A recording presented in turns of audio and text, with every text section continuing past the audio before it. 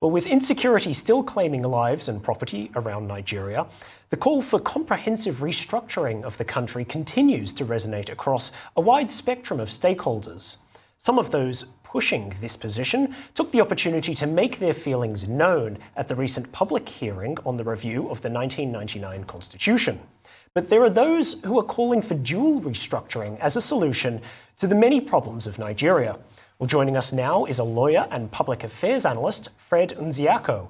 Mr. Nzeako, thank you very much for joining us. It's a pleasure to have you with us. Firstly, I want to ask you, so there are many ways to address insecurity, whether it be through the military, whether it be through poverty alleviation. What is the purpose of restructuring? How does it alleviate insecurity in Nigeria? Or how could it, I should say?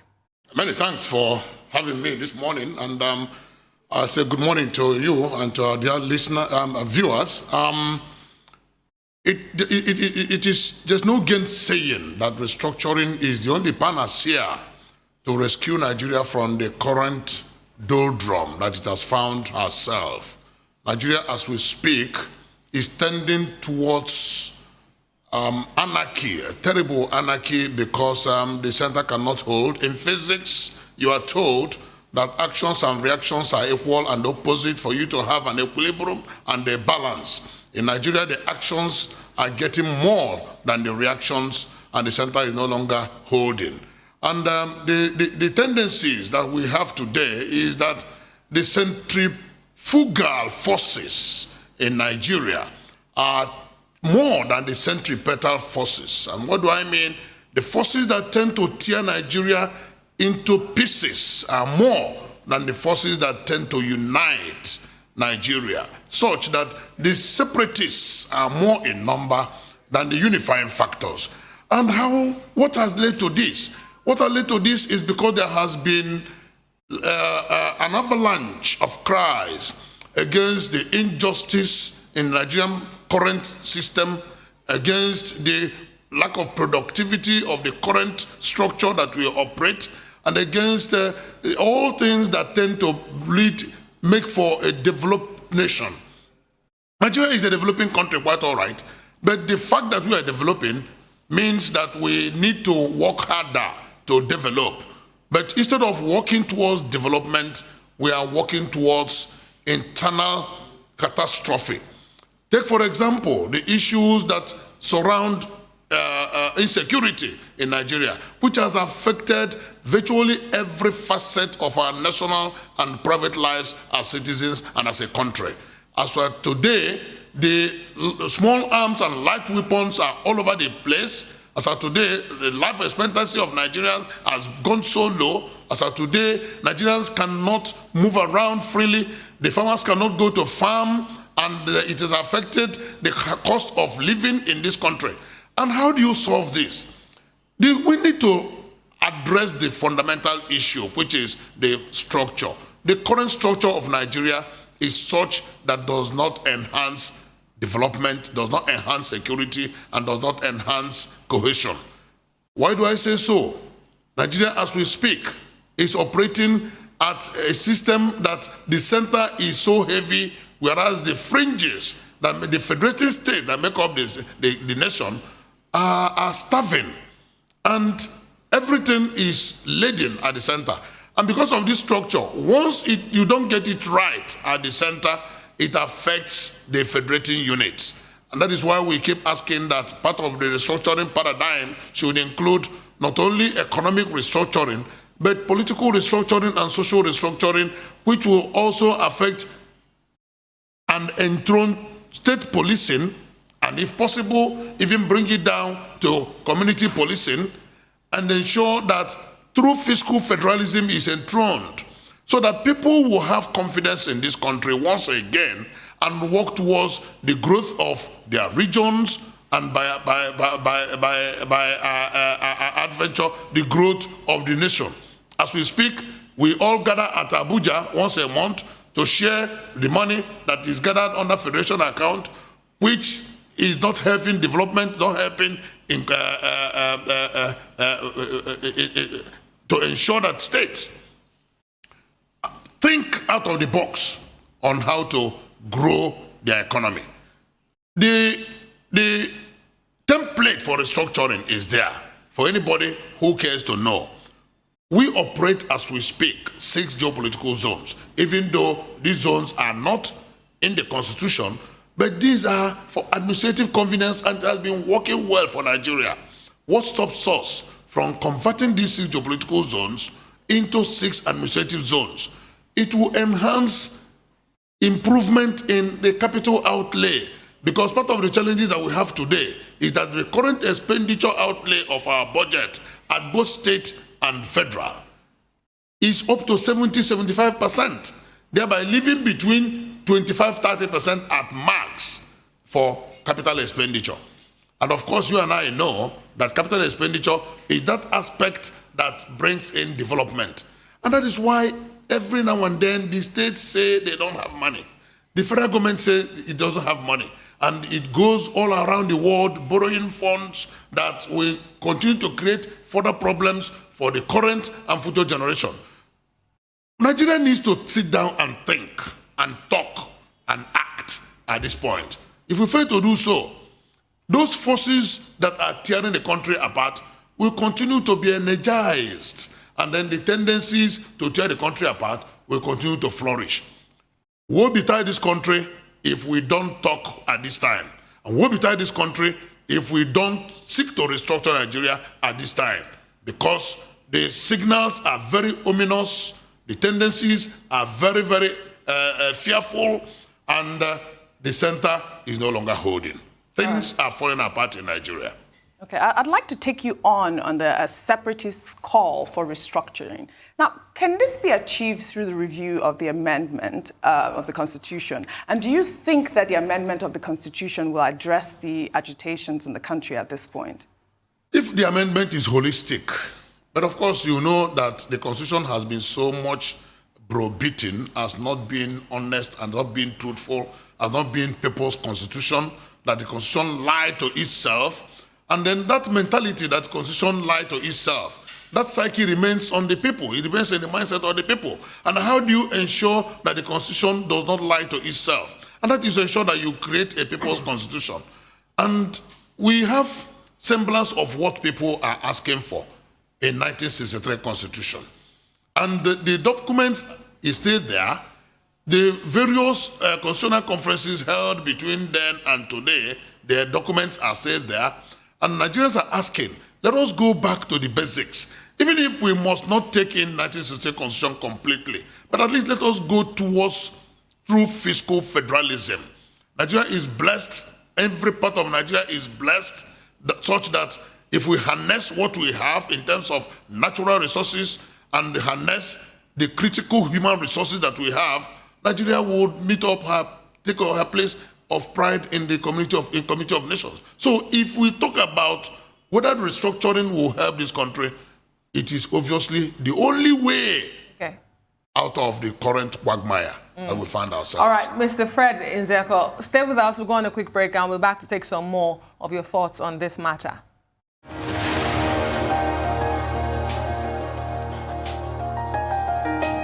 Welcome back. You're still watching The Morning Show here on the Rise News, and we still have with us Fred Nzeako, who's a legal practitioner. Thank you so much for staying with us.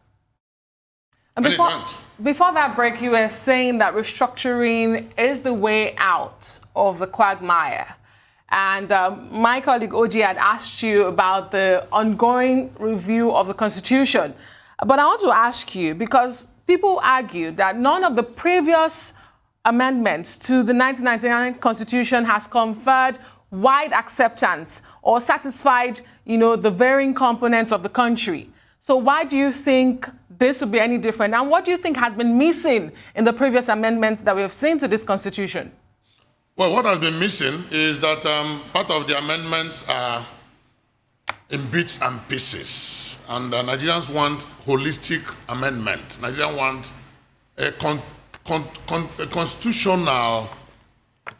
holistic constitutional amendment, so to speak. And Nigerians want honesty in the process. Let's take, for example, the issue of autonomy of local government.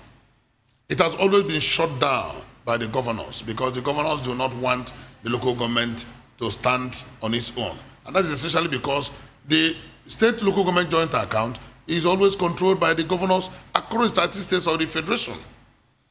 The issue of creation of states, the constitution cannot handle that as we speak. The amendment of the constitution cannot handle that. And instead of creating more states, because most of the states out of the 30 states cannot stand on their own without allocation from the center, whereas some of the component revenue that make up the central allocation come from the various states. We should be asking for a merger of the states using the template of the 6 geopolitical zones so that we have 6 states or 6 regions or 6 zones that will become administrative centers.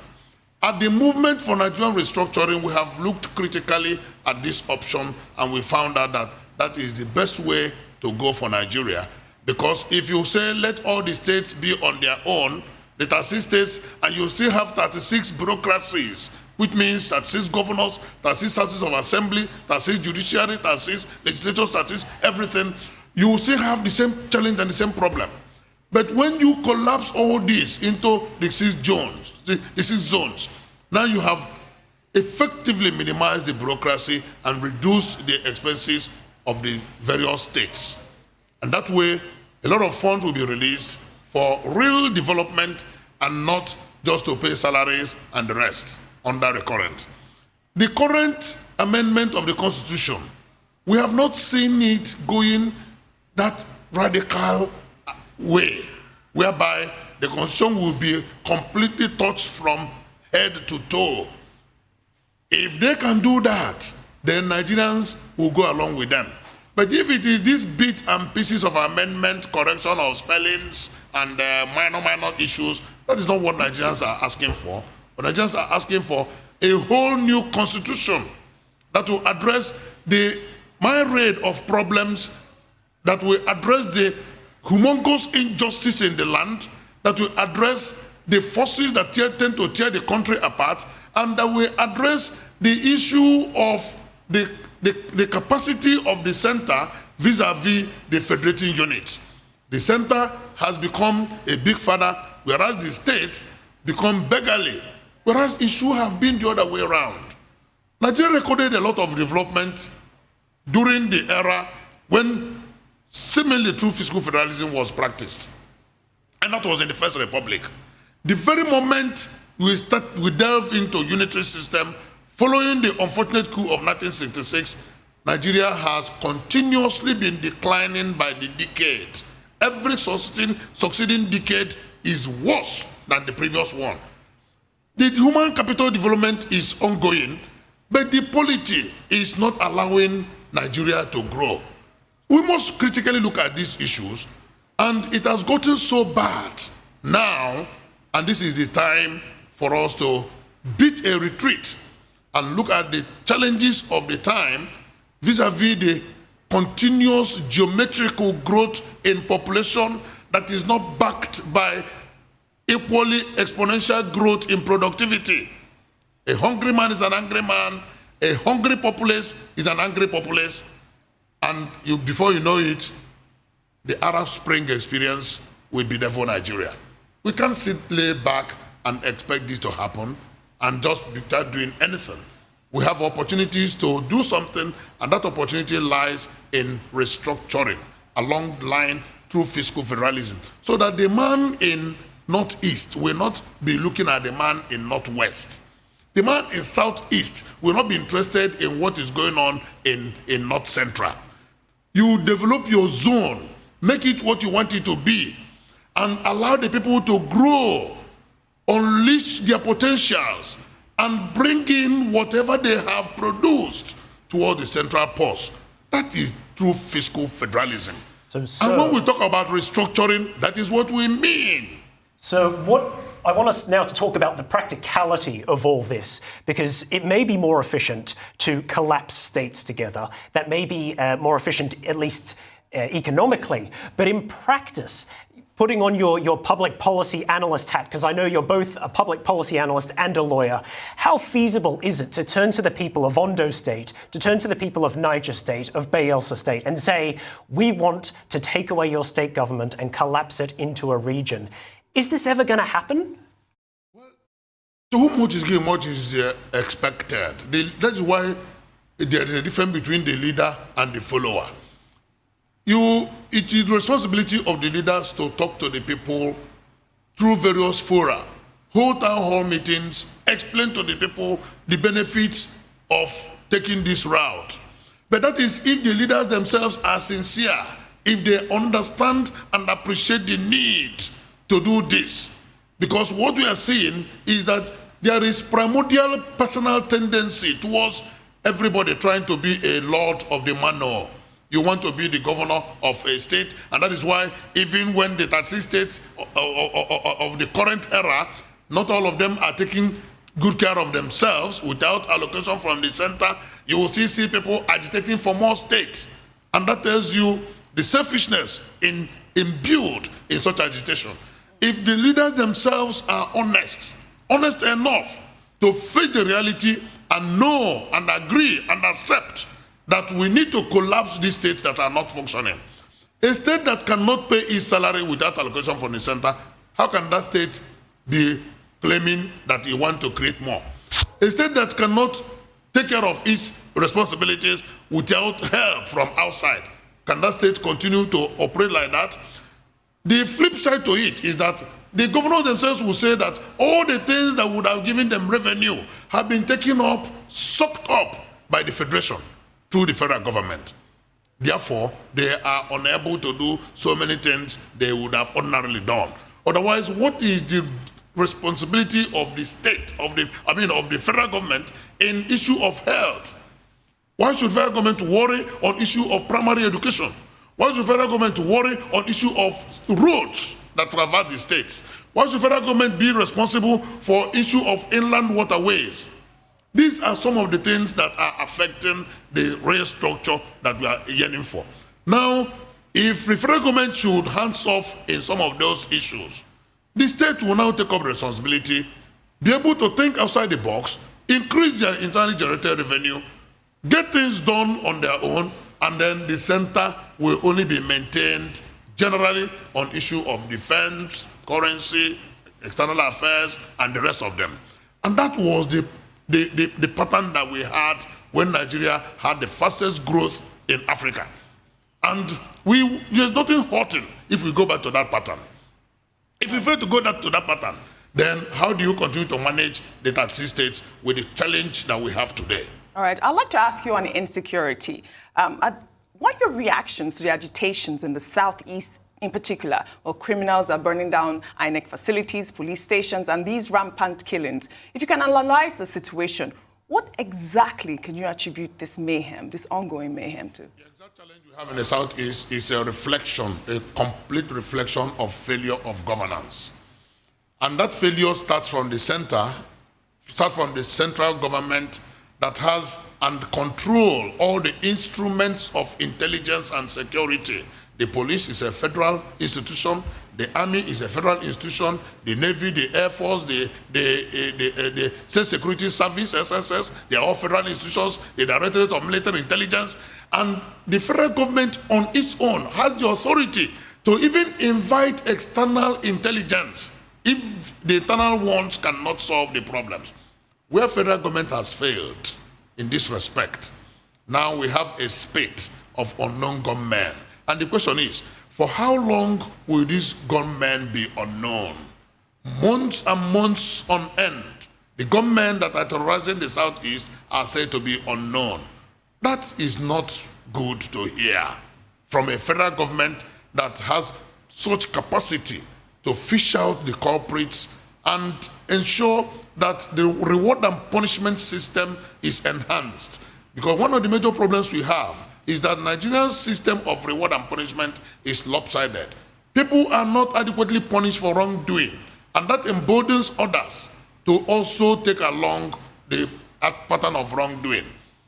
Why should federal government up to today not be able to tell Nigerians who are causing the problems? And that has now left people to conspiracy theories of all sorts. Everybody now feels it is this group or that group, it is Mr. A or Mrs. B, whereas the institutions and organizations that are supposed to tell us point blank who and who are causing this problem and bring them to book so that it becomes a deterrent to others who may want to try their hands in criminality.